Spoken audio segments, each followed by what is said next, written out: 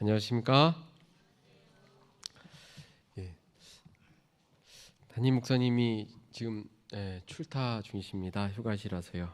담임 목사님이 계시는 것과 안 계시는 것에 안 계시는 거에 심리적인 부담감이 확 차이가 있네요. 이번 한 주 아무 일 없기를 기도하고 있는데요. 함께 기도해 주시면 좋겠습니다. 오늘 마석교회를 본교회를 방문해 주신 분이 계십니다. 우리 윤귀복 우리 선생님, 우리 생명교회 앞쪽에 계신다고 하시는데요. 우리 일어나셔서 잠깐 인사해 주실 때 우리 아멘으로 화답해 주시면 감사하겠습니다. 감사합니다. 환영합니다.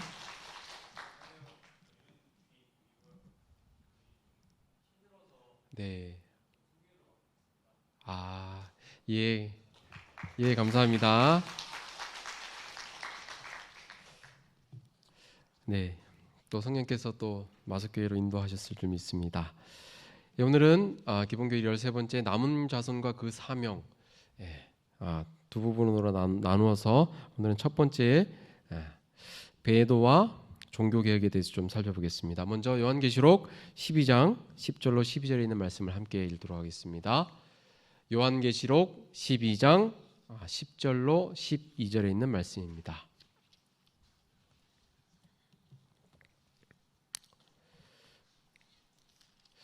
요한계시록 12장 10절로 12절에 있는 말씀입니다.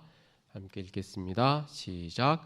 내가 또 들으니 하늘에 큰 음성이 있어 이르되 이제 우리 하나님의 구원과 능력과 나라와 또 그의 그리스도의 권세가 나타났으니 우리 형제들을 참소하던 자 곧 우리 하나님 앞에서 밤낮 참소하던 자가 쫓겨났고 또 우리 형제들이 어린 양의 피와 자기들이 증언하는 말씀으로써 그를 이겼으니 그들은 죽기까지 자기들의 생명을 아끼지 아니하였도다.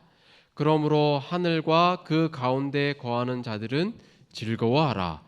그러나 땅과 바다는 화 있을진저 이는 마귀가 자기의 때가 얼마 남지 않은 줄을 알므로 크게 분내어 너희에게 내려갔음이더라. 성경의 역사를 보면, 대쟁투의 역사를 보면 천사들의 3분의 1이 하늘에서 쫓겨났습니다. 3분의 1인 꽤 많은 어마어마한 무리였을 것입니다. 이 천사들이 쫓겨난 다음에 뭘 했을까요? 그들이 노리는 것은 여자의 아이였습니다. 쫓겨난 천사들은 여자가 낳을 아이를 삼키려고 했습니다. 아기가 태어났을 때부터 그 아이를 죽이려고 했지만 하나님께서는 그 아이를 보호하셨습니다. 그 아이는 예수 그리스도이십니다. 그리고 예수 그리스도께서는 십자가에서 사단을 꺾으셨습니다. 십자가의 못 박힘에 대해 요한복음 12장 31절에서는 이렇게 말씀하십니다. 이제 이 세상에 대한 심판이 이르렀으니 이 세상의 임금이 쫓겨나리라.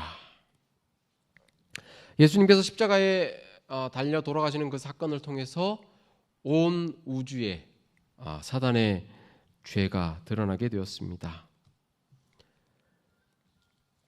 하늘에서 추방된 사탄은 더 이상 이 지구의 대리자 역할을 온 우주에서 할 수 없게 되었습니다.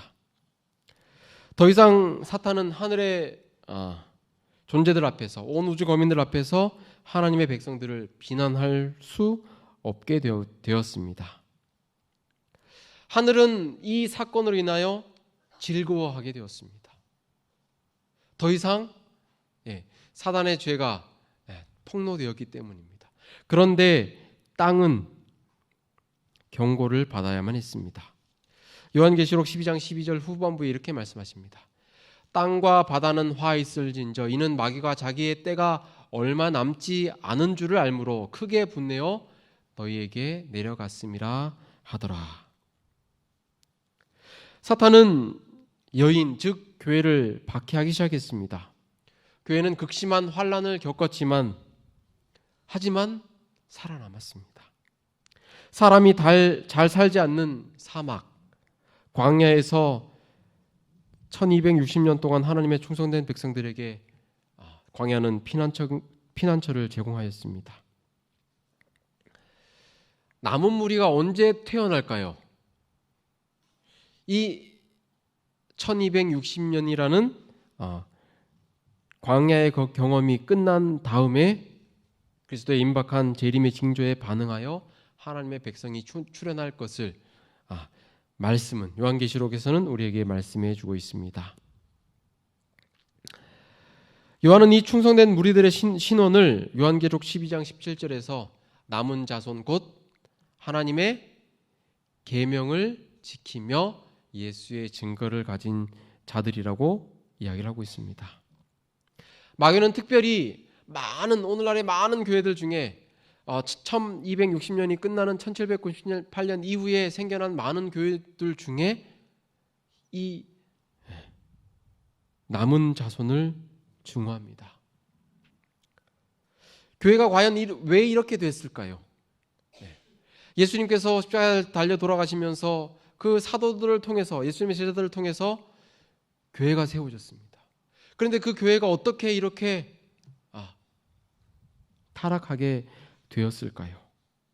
언제 어디서 어떻게 이 박해가 일어났는지, 언제 남은 무리가 출현하기 시작했는지, 남은 자손의 사명은 무엇인지, 이것을 오늘과 다음 시간 좀 살펴보고자 하는데요. 해답을 찾기 위해서는 성경과 역사 둘 다를 우리가 살펴보야만 합니다. 오늘은 그 역사적인 부분을 성경과 비추어서 좀 살펴보도록 하겠습니다. 첫 번째, 대배도입니다. 마태복음 24장 4절에서 이렇게 말씀하십니다. 함께 읽을까요? 시작. 예수께서 대답하여 이르시되 너희가 사람의 미혹을 받지 않도록 주의하라. 예수님께서는 사람의 미혹을 받지 않도록 주의하라고 말씀하셨습니다. 왜냐하면 사단은 사람을 통해서 미혹하기 때문입니다. 24절에 있는 말씀 함께 읽을까요? 시작.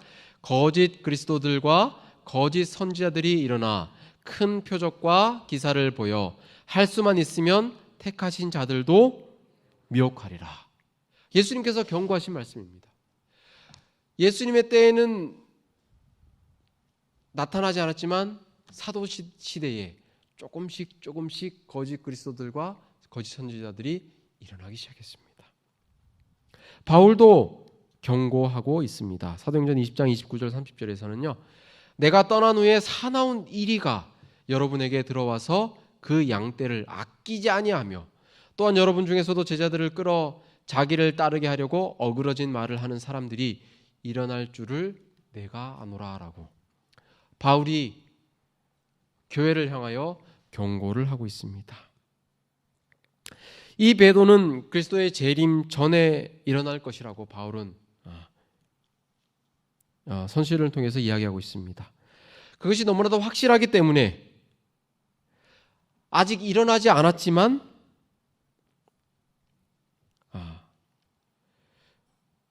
일어날 것을 성경을 통해서 예표하고 있습니다. 데살로니가후서 2장 3절과 4절에서는 이렇게 바울이 권면하고 있습니다. 누가 어떻게 하여도 너희가 미혹되지 말라.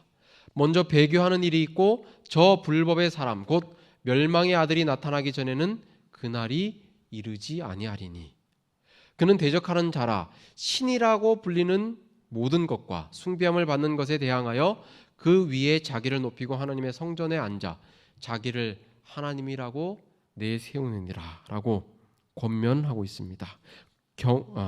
경고하고 있습니다. 과연 이 불법의 사람, 멸망의 아들이 누구인지를 좀 살펴보기를 원하는데요. 이 멸망의 아들은 예수님의 재림이 이르기 전에 나타날 것이라고 이야기했고요. 그가 어떤 인물인지를 이야기해주고 있습니다. 신이라고 불리는 모든 것과 숭배함을 받는 것에 대항하여 자기를 높입니다. 그리고 하나님의 성전에 앉아서 자기를 하나님이라고 내세운다라고 기록하고 있습니다. 과연 이 불법의 사람이 누구일까요? 멸망의 아들이 누구인지를 조금 이따가 설명을 드리도록 하겠습니다. 그렇다면 이 불법의 사람이 어떻게 힘을 가지게 되었는지를 기본 교리는 설명하고 있습니다. 첫 번째로 요한계시록 2장 4절에서 첫사랑을 버렸느니라라고 이 권면을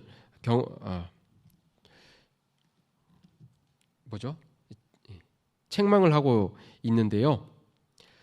이때에 이 지배권이 점차 생겨나기 시작했다는 것입니다. 교리의 순결성과 높은 표준, 연합의 결속을 상실하게 되었습니다. 그리고 그때에 또 일어난 것 중에 하나가 예배가 형식주의가 단순성을 대신해버리게 됩니다. 교회에 나오기만 하면 모든 사람을 구원해 주는 것처럼. 그리고 지도자의 선택에 있어서 기도로 지도자를 선택한 것이 아니라 인기와 개인의 그런 능력, 권위를 중요시하게 되었습니다. 그리고 이렇게 선택된 지도자들은 세력을 확보하려고 하였습니다. 내 편을 만들려고 했던 것이죠. 예수 그리스도를 위한 봉사자가 아닌, 섬기는 사람이 아닌 군림하려는 모습이 탄생하기 시작했습니다.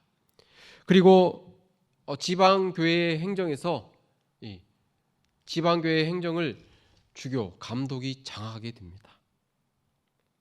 그리고 이 장악한 감독은 그 세력을 점차 넓혀가게 되었습니다. 그리고 로마는 이 정치적인 세력을 등에 업고 기독교 최고의 권세로 부상을 하게 됩니다. 교황권의 지도 아래에서 그리스도교회는 한층 더 깊은 배도로 빠지게 됩니다. 어떤 일이 일어나는지 아시겠죠? 이교주의와 그리스도교 사이의 타협으로 불법의 사람, 거대한 거짓 종교 제도의 형성을 가져오게 되었습니다. 이 사건이 AD 321년에 콘스탄틴 황제가 국교를 기독교로 하면서 그 당시에 태양신을 숭배했던 종교와 통합하는 그런 사건이 일어나게 됩니다. 그러면서 예배일을 토요일에서 일요일로 변경하게 되었던 것입니다. 이것으로 끝나지 않았습니다. 이 사건 이때에도 하나님의 말씀을 끝까지 고수하고 예수 그리스도의 계명을 순종하는 이들이 있었습니다. 그러다가 이 교황권이 더 세력을 굳히는 사건이 계기가 있었는데요. 이 아우구스티누스가 하나님의 도성이 전 세계 국가를 다스리는 보편적 교회라는 카톨릭의 이상을 제시하였습니다. 카톨릭이라는 그 말의 뜻이 온 우주에 라는 뜻을 가지고 있습니다. 그래서 온 우주의 교회는 카톨릭 하나밖에 없다는 그런 보편적인 교회를 아우구스티누스가 제시를 하게 되었고요. 서기 533년 유스티니아누스 황제는 로마의 주교를 모든 교회의 수령으로 선포하게 됩니다. 그리고 538년 유스티니아스의 장군 벨리사리우스가 로마를 해방시킴으로 말미암아 이 로마 주교도 해방이 되었습니다. 그리고 그때 로마 교황청의 권세가 점차 증가하게 되었습니다. 그리고 이때 이 해에 하나님의 계명을 지키는 말씀대로 순종하는 그 교회를 핍박하기 시작하는 해가 됩니다. 그리고 성경에 예언한 대로 1260년 AD 538년부터 1798년까지 박해를 가하게 됩니다. 기본교리는 이렇게 말씀하십니다. 흘려진 핏방울 하나하나마다 하나님과 예수 그리스도의 이름에 오점을 남겼다. 이 무모한 박해보다 그리스도교 사업에 더 해를 끼친 것은 없다. 교회가 취한 이러한 행위들과 연옥과 영원한 고통의 교리가 끼친 하나님의 품성에 대한 매우 왜곡된 견해는 많은 사람으로 하여금 그리스도교도 한데 묶어 배척하도록 만들었다고 합니다. 이 당시에 1260년 동안 순교를 당한 사람이 수십만 명이라고 합니다. 이런 기독교의 뼈아픈 과거가 있었습니다. 이 모든 것이 배교로 말미암아서 시작되었다는 사실입니다. 이 1798년, 1260년간의 박해가 프랑스의 장군으로 말미암아 끝이 나게 되는데요. 1798년 나폴레옹의 명령을 받은 그 나폴레옹의 장군 베르티에가 로마에 입성하여 교황을 사로잡게 됩니다. 그리고 그 교황을 프랑스로 끌고 가게 됩니다. 이 교황은 감옥에 있으면서 유배 중에 사망하게 됩니다. 이런 배교로 말미암아 교회가 타락하게 되었습니다. 그런 와중에서도 하나님께서는 이 교회, 성경에서 말하는 그 여자를 버려두지 않으셨습니다. 종교개혁이라는 그 타이틀을 통해서 하나님께서는 남은 무리가 탄생할 수 있도록 하나님께서는 준비하고 계셨다는 사실입니다. 이 종교개혁이 일어나기 전까지 어떤 일들이 있었는지, 어떤 문제가 있었는지를 기본교리는 설명해 주고 있는데요. 첫 번째로 이 천주교 카톨릭은 이렇게 주장했습니다. 지상의 교회의 수령은 그리스도의 대리자이다.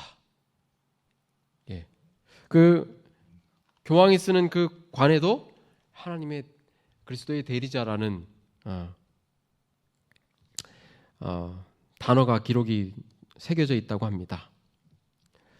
이 교리는 로마의 주교만, 교황만이 그리스도의 대리자요 혹은 대표자가 된다는 것이죠. 예수님께서는 모든 베드로를 통해서 모두가 제사장이라는 그 말씀을 하셨는데요. 그 베드로의 권면과는 달리 지상의 교회 수령이 그리스도의 대리자라는 사실을 주장하게 되었습니다. 두 번째로 교회와 그 수령의 무엇을 주장했습니다. 교회는 하나님께서 세우셨기 때문에 결코 오류가 있을 수 없다는 것입니다. 또한 교회가 세운 그 감독은 무슨 일을 하더라도 죄가 잘못된 것이 없고 앞으로도 결코 없을 것이라고 그들은 주장하였습니다. 또한 그리스도의 대제사장으로서의 중보 사업을 가로챘습니다. 우리 모두는 지난번에 제가 교회에서 뭐라고 말씀드렸죠? 교회에 속한 성도들은 누구든지 바로 예수 그리스도께 하나님께 기도를 드릴 수 있다고 말씀드렸습니다. 그것이 바울이 말한 만인 사제직입니다. 모든 성도들은 제사장으로서 예수 그리스도를 통하여 하나님께 직접 기도를 드릴 수 있다는 것인데요. 이것을 가톨릭은 막았습니다. 그리고 사제나 신부를 통해서 죄를 고해하도록 면죄의 성사를 성직자들에게 주게 했습니다. 그리고 네 번째로 이 문제가 뭐냐면 선행적 공로의 본질입니다. 착한 일을 많이 해야지 구원을 받는다는 사상을 가르쳐 주었습니다. 선행을 함으로 사람은 구원을 얻는데 절대 필요한 공로를 얻을 수 있고 믿음은 구원을 얻을 수 없다는 그런 견해를 널리 퍼뜨렸습니다. 이것을 깨달은 사람이 루터입니다. 루터는 믿음으로 말미암는 그 칭의를 로마서를 통해서 깨닫고 가톨릭이 잘못되었다는 것을 온 세계에 드러낸 하나님의 사람입니다. 다섯 번째가 고해성사와 면죄의 교리입니다. 고해성사는 아까 말씀드린 대로 죄를 지은 사람이 지은 죄를 나가서 고백함으로 이야기함으로 사형을 받을 수 있도록 하는 성례전을 만들었던 것입니다. 사제의 면죄를 통해서 이러한 죄들이 용서를 받지만 용서를 받을 수 있기 전에 그리스도인들은 그들의 양심을 살피고 그들의 죄를 회개하고 하나님께 더 이상 죄를 범하지 않겠다고 결심해야 했습니다. 그리고 나서 그들은 사제에게 그들의 죄를 고백하고 그 죄값을 치르기 위해서 고행을 해야만 했습니다. 하지만 이 고해성사는 죄인을 완전히 해방시켜 주지 않았습니다. 그래서 만든 것이 연옥입니다. 이 연옥은 면죄부를 팔므로 인해서 누구든지 죽으면 천당과 지옥에 가기 전에 연옥이라는 곳에 가게 된다는 것을 이야기한 후 그 연옥에서 면죄부를 사야지만 천국에 갈 수 있다는 것을 통해서 막대한 부를 착취하게 되었습니다. 이런 교리적인 문제들이 차츰 사람들에게 불평과 원망이 되었고 그로 말미암아 종교개혁이 일어나게 되었던 것이죠. 여섯 번째로 최종적인 권위가 교회 내에 있다는 그 주장을 하게 됩니다. 그래서 권위가 말씀에 있지 않고 교회에 있기 때문에 교회에서 세운 지도자는 통치자는 하나님의 말씀 위에 있고 따라서 그 말씀 위에 있기 때문에 하나님께서 주신 말씀도 율법도 바꿀 수 있다라고 주장하였습니다. 그래서 천주교회의 10계명은 출애굽기 20장에 나와 있는 10계명과 조금 다릅니다. 세 번째 계명인 그 우상을 만들지 말고 그들에게 절하지 말라는 그 계명이 빠지고 열 번째 계명이 둘로 나뉘어졌습니다. 이렇게 할 수 있었던 것은 최종적인 권위가 교회에 있다는 그 교리를 만들었기 때문입니다. 이런 것들이 1260년이라는 그 종교의 암흑 시간 동안 차츰 생겨나게 되었습니다. 하나님께서 세우신 교회, 하나님께서 계획하신 그 남은 교회가 이런 상황 가운데서 생겨나게 되었습니다. 그 배경이 어디서부터 시작되었을까요? 14세기 요한 위클리프는 라틴어로만 되어 있던 그 성경을 영국에서 최초로 영어로 번역을 하게 됩니다. 이로 말미암아 성경이 점차 사람들에게 세상에 보급되기 시작했습니다. 그런데 역시나 가톨릭은 성경이 읽혀지는 것을 막았습니다. 각시대 대쟁투에 보면 그 왈덴스인들이 성경을 베껴서 옷소매에 넣고 다니면서 복음을 전한 사건을 읽어 보셨을 줄 압니다. 성경을 가지고만 있다고 할지라도 성경을 가졌다는 이유로 죽임을 당하는 그런 시대가 이 종교 암흑기에 있었습니다. 하지만 이 14세기에 영어로 성경이 번역되었고 또 마틴 루터는 다른 사람들과 함께 성경을 더 연구하고 성경과 믿음으로 말미암는 칭의의 복음의 진리로 돌아와야 한다는 사실을 95개조 방방문을 통해서 비텐베르크에서 이 95개조 방방문을 선포함으로 붙임으로 말미암아 종교 개혁이 시작이 되었습니다. 하나님께서는 이 마르틴 루터를 죽이려고 하는 그런 가톨릭의 공격으로부터 그 종교 개혁을 일으키기까지 하나님께서는 이 루터를 보호하셨습니다. 마틴 루터뿐만 아니라 츄빙글리 그리고 많은 믿음의 선배들을 통해서 오늘날 우리가 언제든지 볼 수 있는 이 성경을 우리 손 안에 가지게 될 수 있었습니다. 세 번째로는 오직 성경만이 신앙과 교훈의 유일한 기준이라는 개신교 사상의 기초가 되었습니다. 그러다가 오늘날에는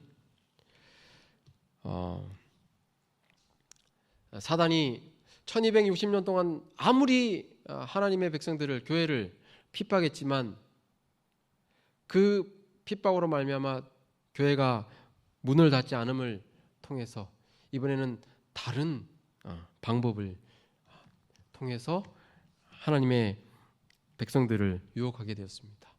그것은 자유라는 것입니다. 우리에게 자유는 많은 것을 줍니다. 언제든지 성경을 볼 수 있고 하나님의 말씀을 들을 수 있고 교회에 나올 수 있고 기도할 수 있고 하지만 그와 함께 쾌락이라는 것을 동시에 줌으로 말미암아 더 재미있고 흥분되는 것으로 기울게 만들었습니다. 이런 쇠퇴가 있고 그 가운데서 하나님께서는 남은 교회를 태동하게 하셨습니다. 오늘 우리는 말씀을 너무나도 쉽게 접할 수 있습니다. 그렇죠? 여러분이 교회에 오실 때 가지고 오신 성경 몇 권 갖고 계십니까? 집에 몇 권이나 성경이 꽂혀 있으십니까? 우리말로 된 성경을 이렇게 볼 수 있다는 것 얼마나 큰 은혜인지 아십니까? 그리고 또 성경도 이건 너무 어렵다 해서 새로 개역 개정판이 나왔고요. 또 공동번역, 우리말 성경, 현대인의 성경, 쉬운 성경 이렇게 많은 역본으로 번역이 되어 있습니다. 뿐만 아니라 우리가 가지고 있는 휴대폰을 통해서도 언제든지 하나님의 말씀을 들을 수 있고 성경을 볼 수도 있습니다. 이런 시대에 우리가 살고 있음에 먼저 감사하시길 바랍니다. 우리가 만약 그 1260년의 암흑 기간 동안 태어났다고 한번 생각해 보시기 바랍니다. 얼마나 그 가슴 졸이며 하나님의 말씀을 보고 기도했을까요? 안식일을 지키는 것이 얼마나 그들에겐 큰 공포였습니까? 우리가 이렇게 하나님의 말씀을 늘 가까이 할 수 있고 펼 수 있고 읽을 수 있고 묵상할 수 있음에 감사하는 여러분들이 되시길 간절히 소망합니다. 그리고 이 하나님께서 주신 이 기회를 잘 활용해서 날마다 매일 아침 일어나서 하나님께 기도하고 말씀으로 하루를 시작하고 그 말씀을 하루 종일 묵상함으로 하나님과 교통하고 하나님과 동행할 수 있는 그런 저 여러분들 되시길 간절히 소망합니다. 이제 다음 시간에 남은 교회가 생겨나게 된 부분을 말씀드리도록 하겠습니다. 오늘 이 시간 개인 기도하는 시간을 좀 갖도록 하겠습니다. 첫 번째로 우리가